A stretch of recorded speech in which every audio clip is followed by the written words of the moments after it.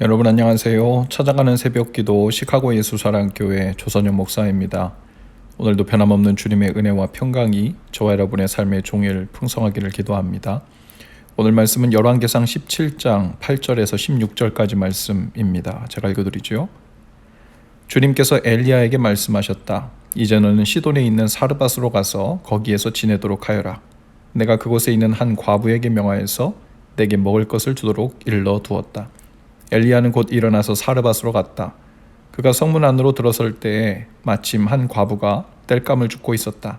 엘리야가 그 여인을 불러서 말하였다. 마실 물을 한 그릇만 좀 떠다 주십시오. 그 여인이 물을 가지러 가려고 하니 엘리야가 다시 여인을 불러서 말하였다. 먹을 것도 조금 가져다 주시면 좋겠습니다. 그 여인이 말하였다. 어른께서 섬기시는 주 하나님께서 살아계심을 두고 맹세합니다. 저에게는 빵 한 조각도 없습니다. 다만 뒤주에 밀가루가 한 줌 정도 그리고 병에 기름이 몇 방울 남아있을 뿐입니다. 보시다시피 저는 지금 땔감을 줍고 있습니다. 이것을 가지고 가서 저와 제 아들이 죽기 전에 마지막으로 남아있는 것을 모두 먹으려고 합니다. 엘리야가 그 여인에게 말하였다. 두려워하지 말고 가서 방금 말한 대로 하십시오. 그러나 음식을 만들어서 우선 나에게 먼저 가지고 오십시오. 그 뒤에 그대와 아들이 먹을 음식을 만들도록 하십시오. 주님께서 이 땅에 다시 비를 내려주실 때까지 그 뒤주의 밀가루가 떨어지지 않을 것이며 병의 기름이 마르지 않을 것이라고 주 이스라엘의 하나님께서 말씀하셨습니다. 그 여인은 가서 엘리야의 말대로 하였다. 과연 그 여인과 엘리야와 그 여인의 식구가 여러 날 동안 먹었지만 뒤주의 밀가루가 떨어지지 않고 병의 기름도 마르지 않았다. 주님께서 엘리야를 시켜서 하신 주님의 말씀대로 되었다. 아멘.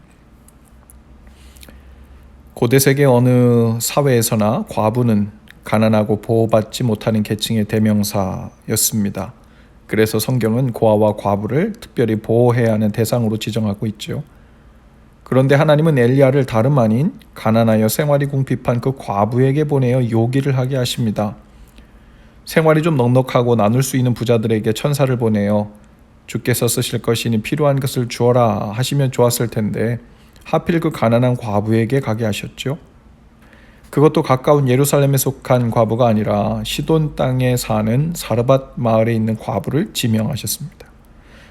그때는 엘리야를 아합에게 보내어 하나님께서 곧 가뭄을 보낼 것이라는 말씀을 전하게 하신 직후였죠.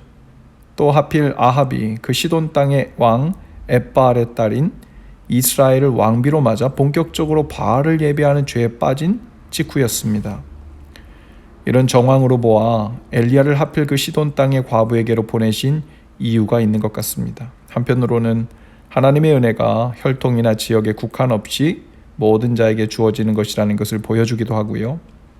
동시에 하나님께서는 비와 가뭄도 주관하시는 크신 분이실 뿐 아니라 이방 나라에서 이방신을 섬기는 이름 없는 과부의 가루통과 기름통까지도 주관하시는 분이심을 보여주기도 하시고 계시죠. 시돈의 왕인 동시에 바알과 함께하는 자라는 뜻을 가진 제사장 엣바알의 지역에서도 가뭄을 맞았습니다. 그러나 그들도 그들의 신에게 빌어 비가 오게 할 수 없었죠. 또 그 엣바알의 딸 이세벨이 왕비로 있는 북이스라엘 땅에도 가뭄은 여전했고 아합과 이세벨 그리고 그 바알의 제사장들이 아무리 그들의 신들에게 구해도 그 가뭄은 멈출 수 없었죠. 그러나 하나님께서는 그 온 지역에 가뭄이 올 것이라는 것을 선포하고는 보란듯이 주의 종 엘리야를 그 시돈 땅으로 보낸 것이죠. 그것도 시돈 땅에서도 가장 어렵고 가난한 과부에게 보내셔서 하나님의 은혜와 도우심으로 살게 하시는 것을 보여주시는 것입니다. 바로 우상숭배 도시 한중앙에서 하나님의 능력을 보이고 계신 것이죠. 하나님께서 막으시면 엣바알이든 이세벨이든 아합 왕이든 아무것도 할 수 없었죠. 그러나 하나님이 하시려 하시면 지극히 작고 가난한 이방인 과부라도 그 은혜로 살아갈 수 있음을 보이시고 계신 것입니다. 선택받은 유다의 왕이랄지라도 아합처럼 순종하지 않는 자에게는 하늘의 비 한 방울도 내어주지 않는 분이시지만 동시에 이방 땅의 과부라도 그 말씀에 순종하는 자에게는 그 집의 기름방울을 멈추지 않고 채우시는 하나님이심을 드러내고 계셨습니다. 믿음으로 산다는 것은 복을 많이 받아서 아합 같은 높은 지위에 오르는 것도 아니고 이세벨처럼 공주가 되고 왕비가 되는 출세의 삶을 얻는 것이 아닙니다. 이방 땅에 이름 없는 과부 같은 삶이라도 하나님께 순종하는 삶이 복된 삶이죠. 아합과 같은 왕이라도 하나님의 돌보시지 않는 자, 즉 하나님께는 이름 없는 무명인이 되고 말죠. 그러나 순종으로 하나님을 경외하는 자들은 세상에서는 비록 무명한 자 같으나 하나님께서 그 집에 뒤주통을 지키시고 기름통을 채우시고 세밀히 돌보시는 은혜를 베푸십니다. 순종하는 사람은 하나님 앞에서 유명한 자가 되는 것이죠. 고린도후서 6장 9절에서 10절 말씀에 보면 바울은 하나님의 보내심을 받아 순종하며 사는 삶에 대해 이렇게 고백하고 있어요. 무명한 자 같으나 유명한 자요. 죽은 자 같으나 보라 우리가 살아있고 징계를 받는 자 같으나 죽임을 당하지 아니하고 근심하는 자 같으나 항상 기뻐하고 가난한 자 같으나 많은 사람을 부요하게 하고 아무것도 없는 자 같으나 모든 것을 가진 자로다. 하나님은 하나님을 찾고 은혜를 구하며 순종하는 자에게는 그 삶에 소낙비와 같고 홍수와 같은 은혜를 부어주시는 분이십니다. 그러나 아무리 고상하고 유명한 자 같아도 하나님을 경외하지 않는 자에게는 그 인생이 결국 초라하게 되고 무명한 인생이 되고 말죠. 오늘 우리의 형편이 비록 인생의 가뭄을 만난 데다가 뒤주에는 밀가루가 얼마 남지 않아 바닥이 보이고 기름통은 거의 말라가는 형편 같아 보이더라도 하나님을 신뢰하고 주님을 경외함으로 믿음의 고백과 순종의 행위로 나갈 수 있기를 바랍니다. 주님은 아합과 같은 유명하고 부자를 찾아가는 것이 아니라 그 마지막 남은 것이 없는 것 같은 사람에게 찾아가셔서 그 뒤주와 기름통은 물론 우리의 가정과 직장과 미래와 그 삶 전체를 모두 하나님께 먼저 맡기겠냐고 물으시는 분이시죠.